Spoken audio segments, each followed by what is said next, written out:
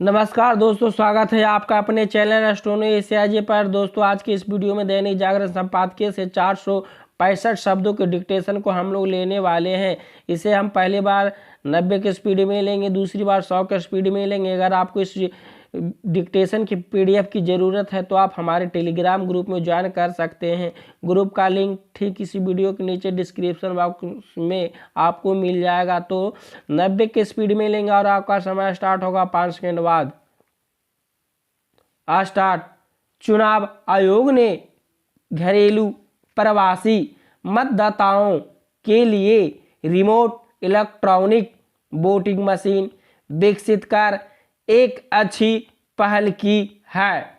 ऐसी किसी पहल की आवश्यकता इसलिए थी क्योंकि एक बड़ी संख्या में लोग काम धंधे के सिलसिले में अपने घरों से बाहर रहने लगे हैं। समय के साथ ऐसे लोगों की संख्या बढ़ती जा रही है। ऐसे करोड़ों लोग अपने मताधिकार का उपयोग नहीं कर पाते क्योंकि सैकड़ों किलोमीटर की यात्रा करके अपने गांव घर वोट डालने जाना कभी भी सुविधाजनक नहीं होता। एक अनुमान के अनुसार लगभग 30 करोड़ मतदाता वोट करने से वंचित रह जाते हैं। अब ऐसे मतदाताओं के लिए रिमोट EVM किसी वरदान से कम नहीं होगी। समय के साथ इस EVM का लाभ बीमार और बुजुर्ग भी उठा सकते हैं और मतदान के दिनों में यात्रा करने वाले भी इससे मतदान में उन सब लोगों की हिस्सेदारी बढ़ेगी जो वोट डालने की इच्छा रखते हुए भी ऐसा नहीं कर पाते। बहुत संभव है कि इससे कम मतदान की समस्या का भी समाधान हो। निसंदेह रिमोट EVM को लेकर आम लोगों की प्रतिक्रिया उत्साहजनक होनी चाहिए। देखना यह है कि इस EVM पर राजनीतिक दल अपनी कैसी और क्या प्रतिक्रिया व्यक्त करते हैं। उचित यह होगा कि वे निर्भीक ढंग से अपनी प्रतिक्रिया दे और नकारात्मक के बजाय सकारात्मक रवैया अपनाए। यह उपेक्षा इसलिए क्योंकि कुछ राजनीतिक दल EVM को लेकर सवाल उठाने के आदी रहे हैं। यह अच्छा है कि उनकी यह आदत हाल के हिमाचल और गुजरात विधानसभा चुनावों के दौरान देखने को नहीं मिली। रिमोट EVM का अस्तित्व में आना चुनाव सुधार की दिशा में एक मील का पत्थर है। चुनाव आयोग से यह अपेक्षित है कि वह रिमोट EVM के बाद अन्य लंबित चुनाव सुधारों की दिशा में तेजी से आगे बढ़ें। ये सुधार न केवल मतदान में अधिक का अधिक लोगों की भागीदारी बढ़ाने वाले होने चाहिए बल्कि अनुचित साधनों का इस्तेमाल रोकने और साथ ही राजनीति के अपराधीकरण पर अंकुश लगाने वाले भी इसकी अनदेखी नहीं की जानी चाहिए कि तमाम उपायों के बाद भी चुनावों में अनुचित साधनों का इस्तेमाल बढ़ता जा रहा है। लोगों को प्रलोभन देकर और अब तो सीधे सीधे रुपये बांटकर लोगों के वोट हासिल करने की कोशिश होने लगी है।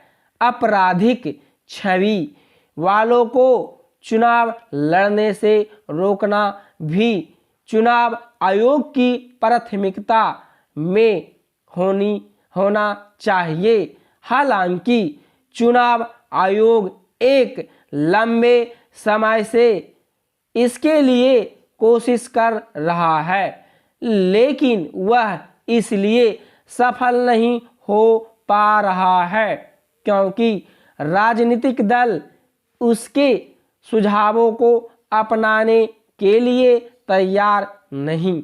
राजनीतिक दलों के आगे चुनाव आयोग की इसलिए नहीं चल पा रही है क्योंकि उसके पास पर्याप्त अधिकार नहीं।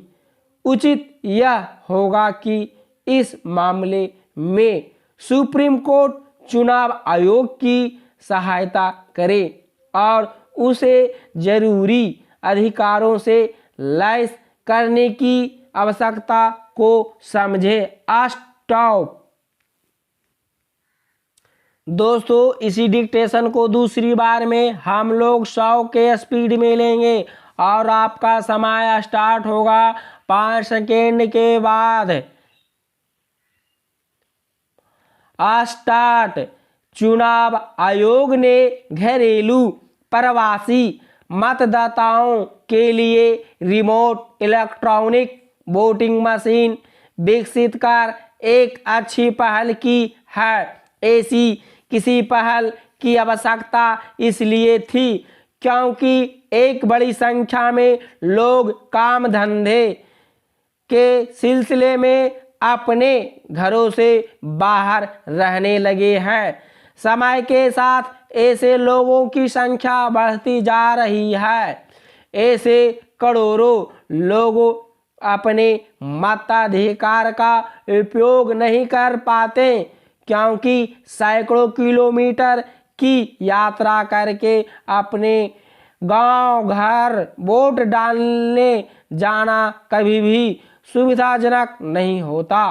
एक अनुमान के अनुसार लगभग 30 करोड़ मतदाता वोट करने से वंचित रह जाते हैं। अब ऐसे मतदाताओं के लिए रिमोट ईवीएम किसी वरदान से कम नहीं होगी। समय के साथ इस ईवीएम का लाभ बीमार और बुजुर्ग भी उठा सकते हैं और मतदान के दिनों में यात्रा करने वाले भी। इससे मतदान में उन सब लोगों की हिस्सेदारी बढ़ेगी जो वोट डालने की इच्छा रखते हुए भी ऐसा नहीं कर पाते। बहुत संभव है कि इससे कम मतदान की समस्या का भी समाधान हो। निसंदेह रिमोट ईवीएम को लेकर आम लोगों की प्रतिक्रिया उत्साहजनक होनी चाहिए। देखना यह है कि इस ईवीएम पर राजनीतिक दल अपनी कैसी और क्या प्रतिक्रिया व्यक्त करते हैं। उचित यह होगा कि वे निर्भीक ढंग से अपनी प्रतिक्रिया दे और नकारात्मक के बजाय सकारात्मक रवैया अपनाए। यह अपेक्षा इसलिए क्योंकि कुछ राजनीतिक दल ईवीएम को लेकर सवाल उठाने के आदी रहे हैं। यह अच्छा है कि उनकी यह आदत हाल के हिमाचल और गुजरात विधानसभा चुनावों के दौरान देखने को नहीं मिली। रिमोट ईवीएम का अस्तित्व में आना चुनाव सुधार की दिशा में एक मील का पत्थर है। चुनाव आयोग से यह अपेक्षित है कि वह रिमोट ईवीएम के बाद अन्य लंबित चुनाव सुधारों की दिशा में तेजी से आगे बढ़े। ये सुधार न केवल मतदान में अधिक का अधिक लोगों की भागीदारी बढ़ाने वाले होने चाहिए, बल्कि अनुचित साधनों का इस्तेमाल रोकने और साथ ही राजनीति के अपराधीकरण पर अंकुश लगाने वाले भी इसकी अनदेखी नहीं की जानी चाहिए कि तमाम उपायों के बाद भी चुनावों में अनुचित साधनों का इस्तेमाल बढ़ता जा रहा है। लोगों को प्रलोभन देकर और अब तो सीधे सीधे रुपये बांटकर लोगों के वोट हासिल करने की कोशिश होने लगी है। आपराधिक छवि वालों को चुनाव लड़ने से रोकना भी चुनाव आयोग की प्राथमिकता में होना चाहिए। हालांकि चुनाव आयोग एक लंबे समय से इसके लिए कोशिश कर रहा है, लेकिन वह इसलिए सफल नहीं हो पा रहा है क्योंकि राजनीतिक दल उसके सुझावों को अपनाने के लिए तैयार नहीं। राजनीतिक दलों के आगे चुनाव आयोग की इसलिए नहीं चल पा रही है क्योंकि उसके पास पर्याप्त अधिकार नहीं। उचित यह होगा कि इस मामले में सुप्रीम कोर्ट चुनाव आयोग की सहायता करे और उसे जरूरी अधिकारों से लैस करने की आवश्यकता को समझे।